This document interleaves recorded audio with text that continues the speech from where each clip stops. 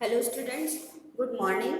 आज हम class 10th का हिंदी व्याकरण पढ़ रहे हैं, जिसमें हमारा पाठ चल रहा है रचना के आधार पर वाक्य रूपांतर, है ना। तो हमने रचना के आधार पर वाक्य रूपांतर के 3 प्रकार बताए थे। उसमें से पहला है सरल वाक्य, दूसरा है संयुक्त वाक्य, तीसरा है मिश्र वाक्य, जिसे हम मिश्रित वाक्य भी कहते हैं, है ना। तो हमने इस 3 प्रकार के वाक्य आपको बताए थे, इसके बारे में भी आपको इसके पहले वाले पीरियड में बताए थे। अब यहाँ पर हम बताने जा रहे हैं कि मिश्र वाक्य जो है, सबसे पहले देखा हमने सरल वाक्य, उसके बाद देखा हमने संयुक्त वाक्य, लेकिन मिश्रित वाक्य जो है वो मिश्रित वाक्य में क्या बताया है कि मिश्र वाक्य में आने वाले आश्रित वाक्य 3 प्रकार के होते हैं। अब इस पर जो आश्रित है, मिश्र वाक्य पर जो आश्रित वाक्य हैं वो 3 प्रकार के हैं, यानी मिश्रित वाक्य के भी 3 प्रकार बताए गए हैं। तो कौन कौन से, तो वाक्य के 3 प्रकार कौन कौन से हैं? तो सबसे पहला है संज्ञा उपवाक्य, दूसरा है विशेषण उपवाक्य और तीसरा है क्रिया विशेषण उपवाक्य। इसको विशेष रूप से ध्यान देना है आपको, है ना। मिश्रित वाक्य के 3 प्रकार बताए हैं, जिसमें है संज्ञा उपवाक्य, दूसरा है विशेषण उपवाक्य, तीसरा है क्रिया विशेषण उपवाक्य। तो सबसे पहले हम देखेंगे संज्ञा उपवाक्य। संज्ञा उपवाक्य मतलब कैसे आश्रित, आने वाले जो आश्रित वाक्य है ना, जो आश्रित वाक्य है वो किस प्रकार से। तो सबसे पहला है संज्ञा उपवाक्य। तो संज्ञा उपवाक्य को हम देखेंगे, क्या बताया है उसमें कि मुख्य अथवा प्रधान उपवाक्य, मुख्य अथवा प्रधान उपवाक्य, जिसको हम सबसे पहले प्रेफरेंस देते हैं, है ना। तो सबसे पहला जो हमारा मुख्य उपवाक्य क्या होता है, मुख्य अथवा प्रधान उपवाक्य कि किसी संज्ञा या संज्ञा पद बंध के बदले आने वाला उपवाक्य संज्ञा उपवाक्य कहलाता है। क्या कह रहा है वो कि मुख्य अथवा प्रधान उपवाक्य की किसी संज्ञा या संज्ञा पदबंध के बदले, संज्ञा या संज्ञा पदबंध के बदले आने वाला उपवाक्य, जो आने वाला उपवाक्य है यानी उस पर आश्रित उपवाक्य जो है वो संज्ञा उपवाक्य कहलाता है ना। तो इसको आप ध्यान से देख लीजिए। फिर मैं इसमें संज्ञा उपवाक्य के भी प्रकार बताती हूँ, मतलब इसके भी एग्जाम्पल आपको बताती हूँ, प्रकार नहीं एग्जाम्पल बताती हूँ, ठीक है ना। तो यहाँ पे हमने मिश्र वाक्य के 3 प्रकार देखे हैं, जिसमें सबसे पहला है संज्ञा उपवाक्य, दूसरा है विशेषण उपवाक्य, तीसरा है क्रिया विशेषण उपवाक्य। तो ये तीनों के बारे में, तीनों की परिभाषा भी बता रही हूँ, आप इसे नोट करते जाएं। आपको ये ध्यान रखना है कि जितना भी मैं आपको व्याकरण बता रही हूँ आपको ये नोट करना है, ओके। क्योंकि ज़्यादा तो हमारा व्याकरण है ही नहीं इसमें, लेकिन हम जितना भी बता रहे हैं उसको आपको नोट करना होगा, ठीक है। तो ये जितना अभी मैंने लिखा है इसको आप नोट करिए।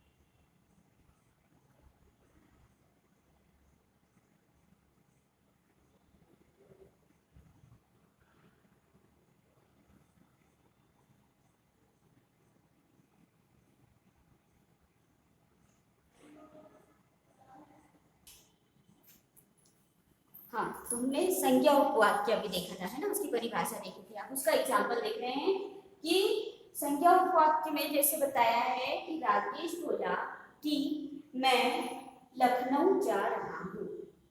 क्या क्या सेंटेंस हमारा, क्या वाक्य है कि राकेश बोला कि मैं लखनऊ जा रहा हूँ। यहाँ मैं लखनऊ जा रहा हूँ, ये क्या है, उपवाक्य है।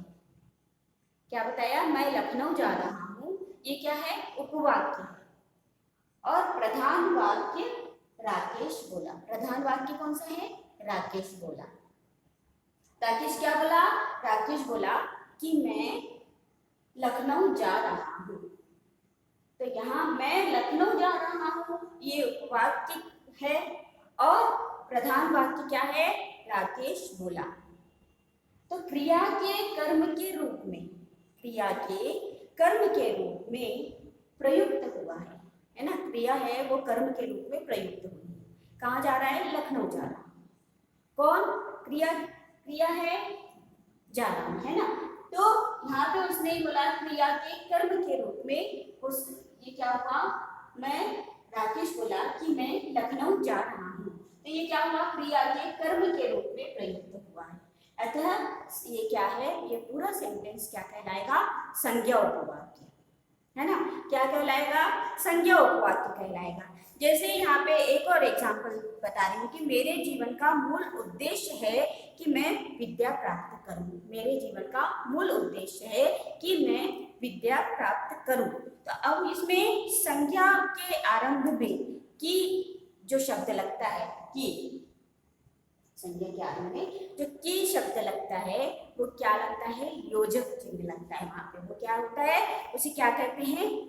योजक। यानी बीच में की लगाते हैं ना, की करके हम बात करते हैं, तो वो क्या कहलाता है? संज्ञा उपवाक्य में की, है ना। कब? संज्ञा वाक्य के आरंभ में की योजक का प्रयोग होता है, की योजक का प्रयोग होता है। इसे भी आप ध्यान से देखिए और इसे भी उतारिए, है ना।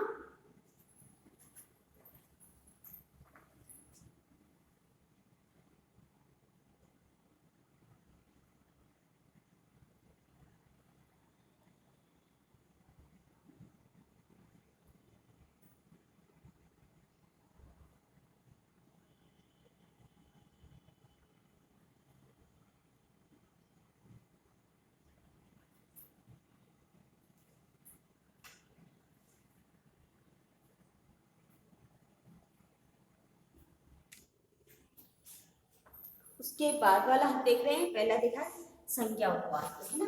फिर दूसरा है विशेषण उपवाक्य। अब विशेषण उपवाक्य में क्या है कि मुख्य या प्रधान उपवाक्य के किसी संज्ञा या सर्वनाम शब्द की विशेषता बताने वाला उपवाक्य विशेषण उपवाक्य कहलाता है। क्या डेफिनेशन है उसकी? कि मुख्य या प्रधान उपवाक्य के किसी संज्ञा या सर्वनाम शब्द की विशेषता बताने, संज्ञा या सर्वनाम की विशेषता बताने वाला जो उपवाक्य है वो विशेषण उपवाक्य कहलाता है। किसकी? संज्ञा और सर्वनाम की जो विशेषता बताता है, वो जो उपवाक्य उसकी संज्ञा या सर्वनाम की विशेषता बताता है, वो उपवाक्य क्या कहलाता है? विशेषण उपवाक्य कहलाता है। जैसे यहाँ पे एग्जाम्पल दिया है कि मैंने एक भिखारी देखा जो बहुत भूखा प्यासा था। मैंने एक भिखारी देखा, अब किसकी किसकी विशेषता बता रहा है? भिखारी की, है ना। संज्ञा भी सर्वनाम की। बहुत भूखा प्यासा था, है ना। तो यहाँ पे हमने देखा मैंने एक भिखारी देखा जो बहुत भूखा प्यासा था। दूसरा दिया है कि जो व्यक्ति सच्चरित्र होता है, जो व्यक्ति सच्चरित्र होता है उसे सभी चाहते हैं, है ना। यहाँ चाहत सबकी बता रहे किसके बारे में? उस व्यक्ति के बारे में जो सच्चरित्र है ना। तो यहाँ में हमने देखा कि मुख्य या प्रधान वाक्य में, उपवाक्य में, प्रधान उपवाक्य में क्या देखा कि किसी संज्ञा या सर्वनाम की विशेषता को बता रहा है, वो क्या कहलाता है? सर्वनाम, संज्ञा या सर्वनाम शब्द की जो विशेषता बताता है वो क्या कहलाता है? विशेषण उपवाक्य कहलाता है ना। तो इसको भी आप ध्यान से देखेंगे और इसे भी उतारिए। ओके,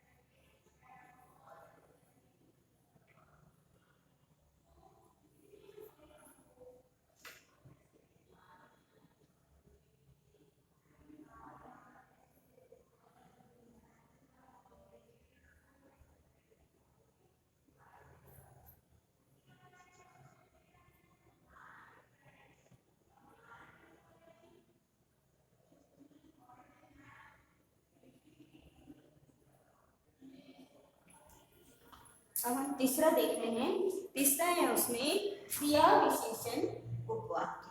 तीसरा कौन सा है? क्रिया विशेषण उपवाक्य। अब ये क्या है? इसमें क्या है कि मुख्य अथवा प्रधान वाक्य की क्रिया के संबंध में किसी प्रकार की सूचना देने वाला उपवाक्य क्रिया विशेषण उपवाक्य उसे क्रिया विशेषण उपवाक्य कहा जाता है ना।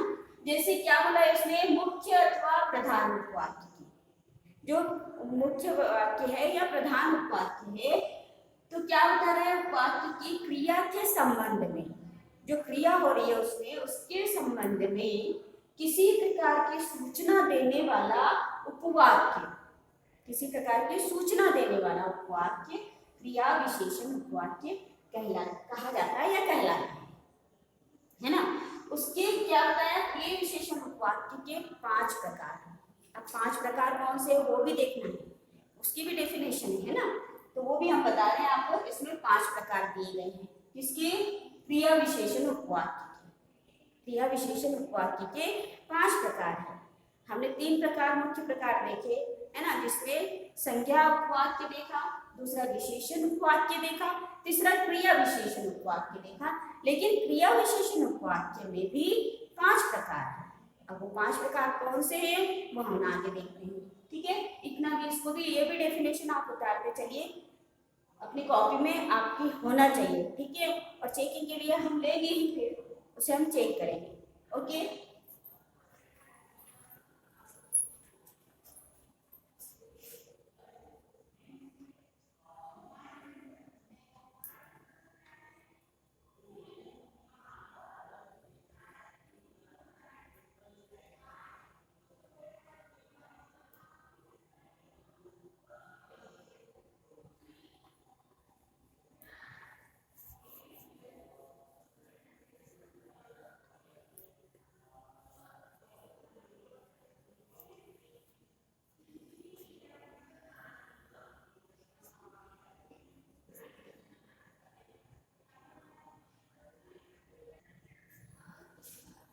हाँ, तो हम क्या बता रहे थे कि क्रिया विशेषण के जो 5 जो प्रकार है वो यहाँ पर हम बताते हैं।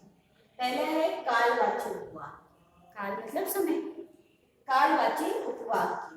तो उसमें क्या बताया कि ऐसा एग्जाम्पल दिया है कि जो ही मैं स्टेशन पहुंचा त्यों ही गाड़ी ने सीटी बजाई, यानी बिल्कुल समय के साथ, है ना। क्या एग्जाम्पल दिया है? कालवाचक उपवाक्य। कालवाचक उपवाक्य कहते हैं इसे, है ना।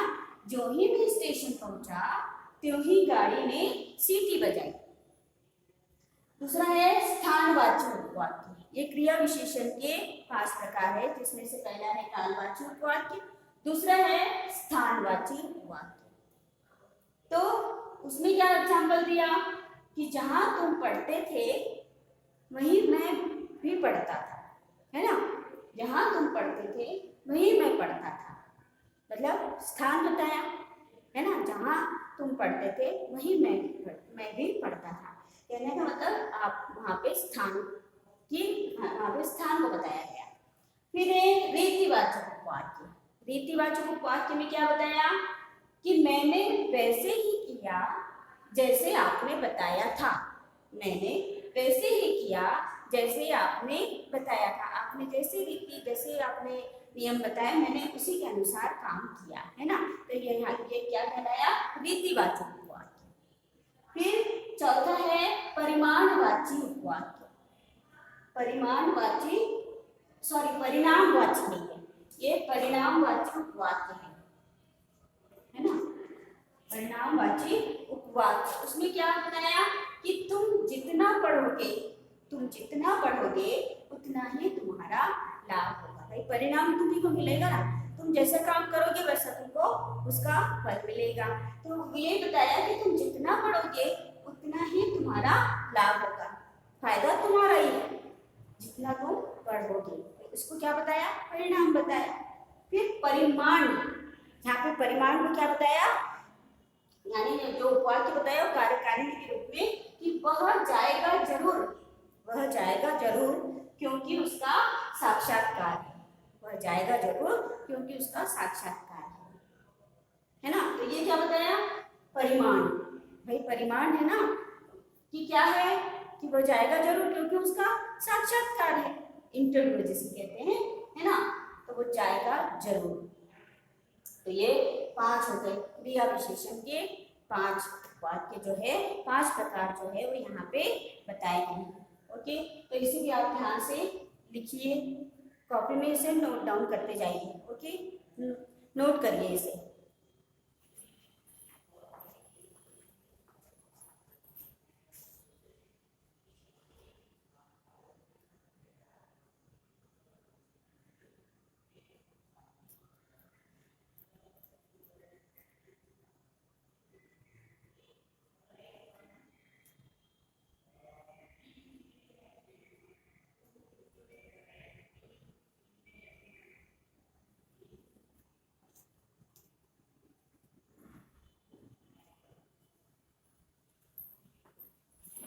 हाँ, तो आपने इसे नोट किया होगा।